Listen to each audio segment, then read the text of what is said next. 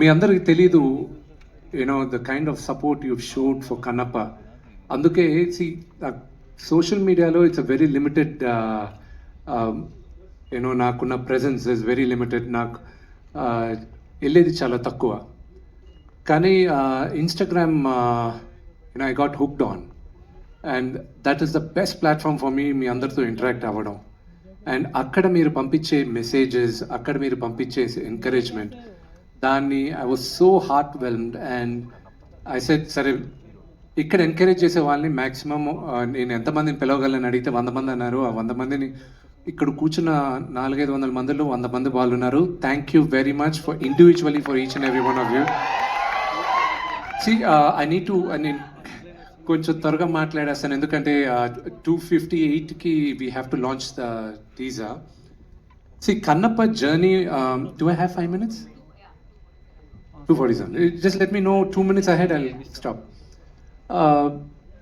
Kannappa journey 2014లో start అయింది. అప్పుడు వచ్చి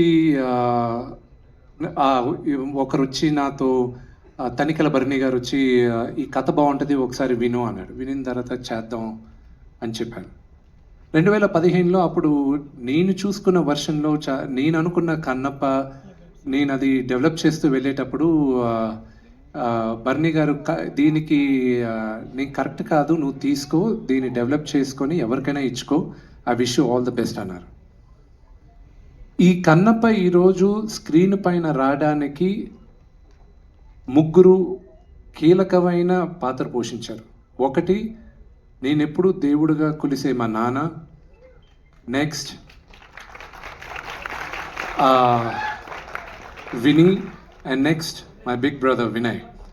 సో వీళ్ళు 3 ఇచ్చిన ఎంకరేజ్మెంట్తోనే ఈరోజు Kannappa I'm able to bring it on to the screen. దాని తర్వాత నేను వర్క్ చేసిన 2015లోనే మేమందరం స్టోరీ బోర్డ్ ఆర్టిస్టులను పిలిపించుకొని అందరినీ చేసి అంతా చేసేటప్పుడు నాన్నగారు ఎప్పుడు దాని తర్వాత I went around the world, Australia కానీ, అమెరికా కానీ, లండను, ఐర్లాండ్. ఉండేటప్పుడు 2వ శతాబ్దంలో కన్నప్ప కథ జరిగింది. దానికి ఆ కథ జరిగిన తర్వాత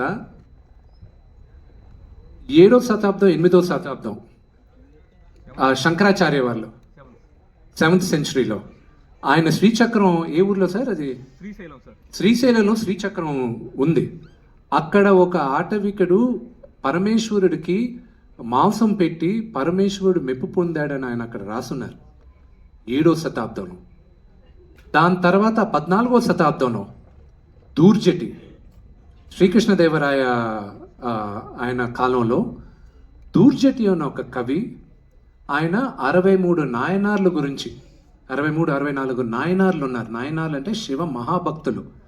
వాళ్ళ గురించి ఆయన ఒక పుస్తకం రాశాడు.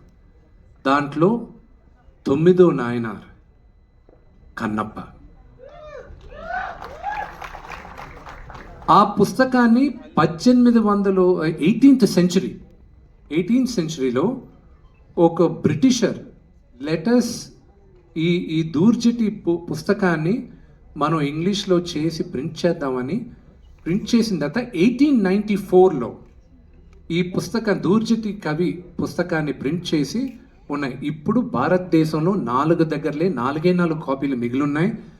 ఒకటి మేము చూసింది బికనర్ యూనివర్సిటీలో. So there lot of research వెళ్ళింది. ఆ రీసెర్చ్కి ఫలితంగా దాన్ని ఎంతో మేము చదివి దాన్ని చాలా జాగ్రత్తగా చేసి ఈరోజు మీ అందరి ముందు తీసుకొస్తున్నాం.